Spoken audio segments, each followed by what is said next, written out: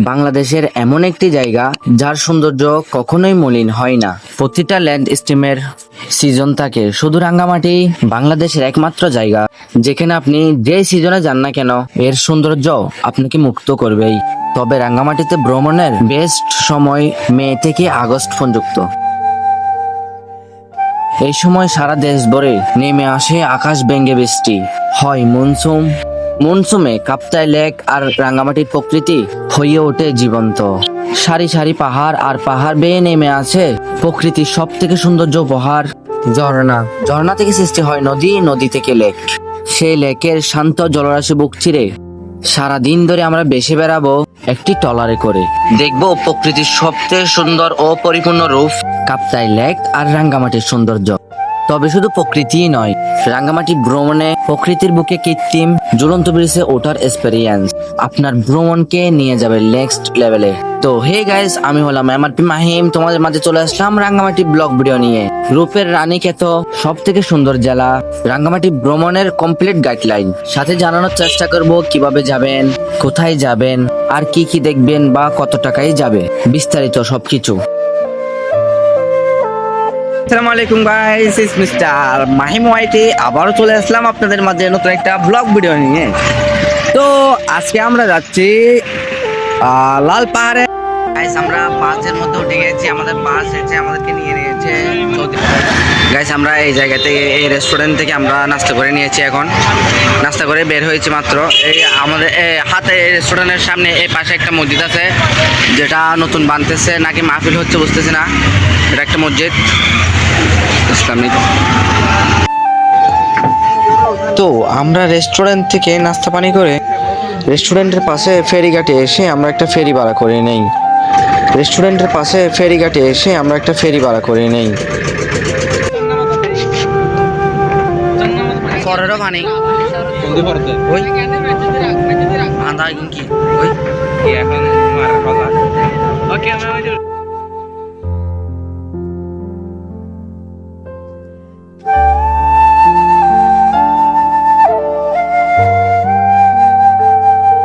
দূর থেকে তখন শুধু আমরা দেখতে পাই আবছায়া কিছু পাহাড়।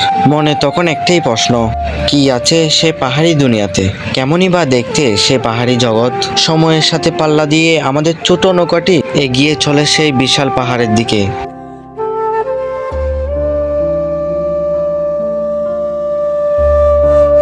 খুব বেশিক্ষণ আমাদেরকে অপেক্ষা করতে হয়নি। দেখতে দেখতে আমাদের নৌকাটি এসে ভিড় করে বিশাল এক পাহাড়ের কোলে। বিশাল কাপ্তাই লেক দ্বীপের মতো বেসে আছে কিছু ছোট বড় পাহাড়, যে পাহাড়ে বসবাস করে কিছু আদিবাসী গোষ্ঠী। তাদের সংস্কৃতি ও ধর্মীয় চর্চা থেকে পাহাড়ের চূড়ায় গড়ে তোলা হয়েছে বিশাল এক বৌদ্ধ মন্দির। তবে এই পাহাড়ে পর্যটকরা শুধু মন্দির দেখতে আসে না, এই পাহাড়ের চূড়া থেকে আপনি এমন কিছু দেখতে পারবেন যা দেখলে সত্যি আপনি অবাক হয়ে যাবেন। এই পাহাড়ের উপর থেকে পুরো কাপ্তাই লেকের 360 প্যানোরামিক ভিউ দেখা যায়, যা দেখতে কল্পনা থেকেও সুন্দর।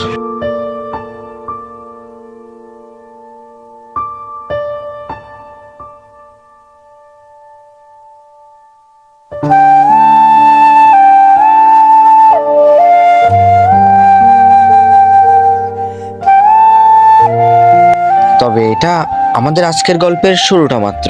বৌদ্ধ মন্দির পাহাড় দেখা শেষ করে আমাদের নৌকাটি আবারও এগিয়ে চলে পরবর্তী ডেস্টিনেশন আদিবাসী গ্রামের উদ্দেশ্যে। চিরসবুজ এক বিশাল পাহাড়, আর সেই পাহাড়ের কূলে ছোট্ট একটি গ্রাম, অনেকটা মায়ের কোলে শিশুর মতো। সেই গ্রামের সামনে দিয়েই বয়ে চলে পাহাড়ি ঝর্ণা থেকে নেমে আসা আঁকাবাঁকা নদী। শান্ত সেই নদীতে গ্রামের জেলেরা মাছ ধরে। সেই গ্রামের সামনে গাঢ় সবুজ ফসলি মাঠ, বাতাসের সাথে পাল্লা দিয়ে সেই মাঠে ঢেউ খেলে যায়। সেই গ্রামে যাওয়া মাত্রই এদিকে বাজার আছে, সেখান থেকে অনেক কিছু নেওয়ার মতো। পাহাড়িদের সবগুলা এখানে পাহাড়ের ডাব, আনারস, পাহাড়ের কাগজগুলো পাহাড়ের না, এগুলো জঙ্গলে।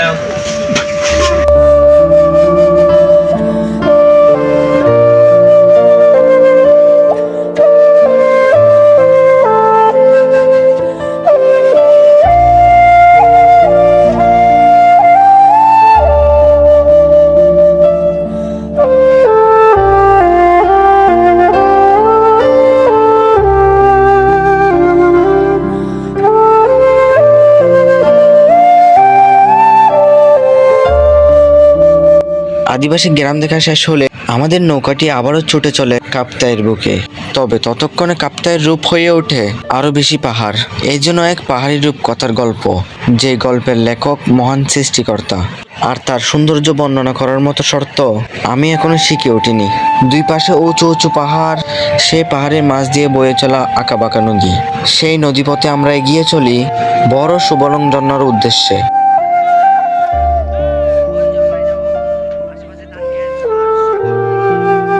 রাঙ্গামাটি ভ্রমণে কাপ্তাই লেকের সব থেকে বড় আকর্ষণ হচ্ছে সুবলং ঝর্ণা।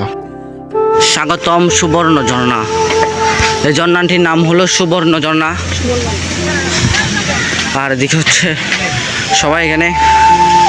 ও মাই গুডনেস, কি ক্যামেরা কি ভালো গেছে নাকি? আর এদিকে ঝর্ণা। এই সময় রাঙ্গামাটিতে প্রচুর পরিমাণ বৃষ্টি হয়, আর বৃষ্টিতে এই ঝর্ণাগুলো হয়ে ওঠে জীবন্ত। পাহাড়ের উপরে বৃষ্টি হওয়ার ফলে আশেপাশে পাহাড়গুলো থেকে পানি নেমে আসে, পাহাড়ের উপরে তৈরি হয় ছোটখাটো একটি নদী। এক সময় এই ঝর্ণাতে আসে, সেই নদী প্রচন্ড পরিমাণে আছড়ে পড়ে, তৈরি হয় সৃষ্টিকর্তার সব থেকে সুন্দর রূপ ঝর্ণা।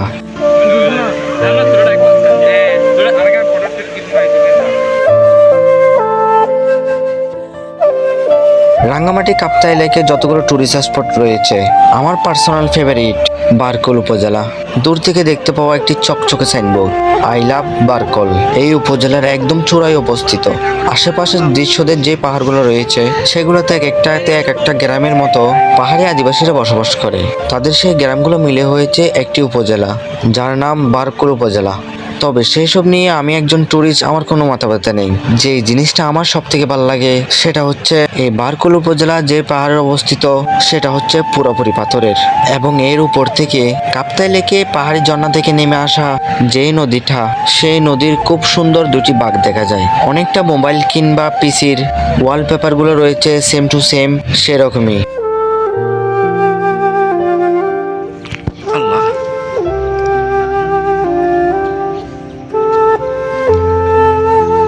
বারকল উপজেলাতে আমরা একটি আদিবাসী রেস্টুরেন্টে দুপুরের লাঞ্চটা সেরে নেই।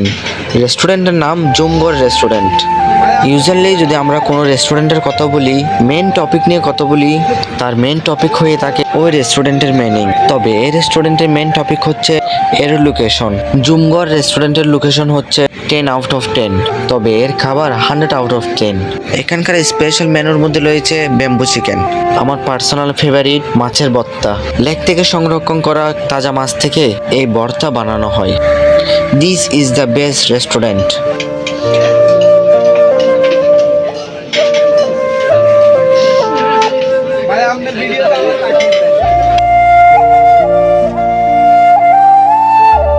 সময়টা এখন পরন্ত বিকেল। খাওয়া দাওয়া শেষ করে আমরা আবারও বেরিয়ে পড়ি কাপ্তাইয়ের বুকে। তবে is a videographer and content creator, this is my most favourite time, golden hour. এই সময়টাতে সবকিছু হয়ে ওঠে অনেক বেশি সুন্দর, ডিমিং অ্যান্ড নিউজিং। আর আমরা আছি এই মুহূর্তে বাংলাদেশের সব থেকে সুন্দর জেলা Rangamati. I saved everything like of dream. Kaptai লেকের সেই ডিমিং সৌন্দর্য দেখতে দেখতেই আমরা চলে আসি হ্যাঙ্গিং ব্রিজ বা ঝুলন্ত ব্রিজ সামনে, যেটা তৈরি করা হয়েছে ট্যুরিস্ট ডেস্ককে উদ্দেশ্য করে। আমরা চলে এসেছি এখন বর্তমানে ঝুলন্ত ব্রিজ। খুব আরামদায়ক জায়গা, আপনারা চলে আসতে পারেন, সুন্দর মতো একটি বাস খেয়ে যাবেন। Welcome to Rangamati. অনেক সুন্দর জায়গা আসলে।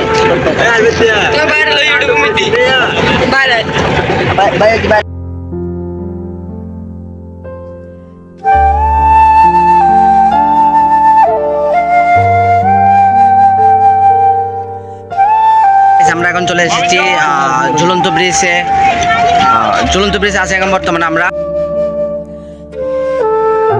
এখন ঝুলন্ত ব্রিজ থেকে পলোয়ার পার্কে রওনা দিয়েছি। পলোয়ার পার্কের উদ্দেশ্যে রওনা দিয়েছি ঝুলন্ত ব্রিজ থেকে। ওই সামনে পলোয়ার পার্ক, এখান থেকে এখানে কিন্তু গাড়ির রাস্তা দিয়ে গেলে অনেক দূরে নদী পথে, এখান থেকে এখানে ওই দেখা যাচ্ছে পলোয়ার পার্ক। আমরা এখন যাব পলোয়ার পার্কে। আমাদের শেষ গন্তব্য পলোয়ার পার্ক। আমরা চলে এসেছি এখন। আজকে আমরা এই সমুদ্রের প্রেমে পড়ে গিয়েছি, কারণ আজকে সারাদিন আমরা ছিলাম এই সাগরের মাঝখানে মাঝখানে ঘুরতে ঘুরতে রাঙ্গামাটির এমন এমন স্পটে গিয়েছি যারা কখনো নাম শুনেনি, এরকম এরকম স্পটে গিয়েছি আমরা আজকে। আর ফাইনালি চলে এসেছি পলোয়ার পার্কে, যেখানে লাভ পয়েন্ট আছে। এটা হচ্ছে আমাদের শেষ গন্তব্য রাঙ্গামাটির।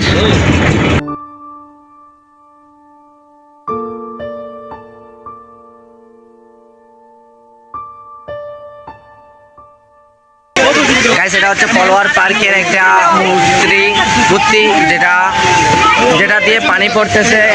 4 জন মহিলা পানি পড়তেছে ওখানে। গাইস, আমরা পলোয়ার পার্ক থেকে বিদায় নিচ্ছি, মানে হচ্ছে রাঙ্গামাটি থেকে বিদায় নিচ্ছি। এখন সন্ধ্যা বাজছে 6:30। আমরা এখন রাঙ্গামাটি থেকে বিদায় নিচ্ছি। এখন আমরা চলে যাব, ভালো লাগে তো গাইস, আমরা এখন রাঙ্গামাটি থেকে চলে যাব সোজাসুজি চট্টগ্রামে। তো চট্টগ্রামে দেখা হচ্ছে ইনশাল্লাহ।